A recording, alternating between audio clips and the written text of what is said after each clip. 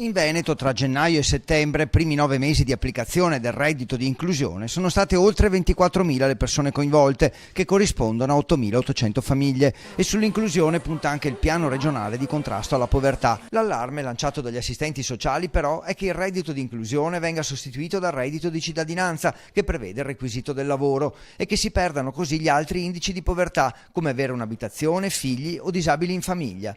Di certo in Veneto la percentuale di povertà è cresciuta dal 3,2 del 2011 al 6,5% del 2017. La media nazionale è lontana, al 12%, ma occorre molta attenzione. Per evitare che arrivino fondi o sussidi e creino, e c'è un alto rischio quindi, una mentalità assistenzialistica. A Padova e provincia, ad esempio, sono arrivate oltre 1.500 domande, delle quali ne sono state accolte 548, ovvero il 36%.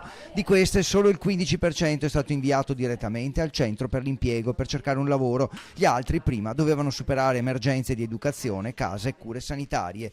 Di positivo c'è che il 70% di chi ha avuto accesso al reddito di inclusione era già seguito dai servizi sociali. Quasi 200 persone a rischio povertà assoluta, dunque, si sono fatte avanti dall'oscurità in cui si trovavano. Se puntiamo solo al rinforzo del percorso e dell'inserimento lavorativo è limitante, perché sì, c'è bisogno di rinforzare i centri per l'impiego, ma c'è bisogno però molto di più di rinforzare i servizi sociali che possono affrontare le molteplici fragilità che le persone e le famiglie hanno. Dei padovani inseriti nel progetto, metà figli minorenni, e gli stranieri sono la minoranza. Un esempio, un padovano, padre di famiglia di 49 anni, grazie al reddito di inclusione e al progetto personalizzato, ha vinto un concorso e ora sta diventando operatore sociosanitario.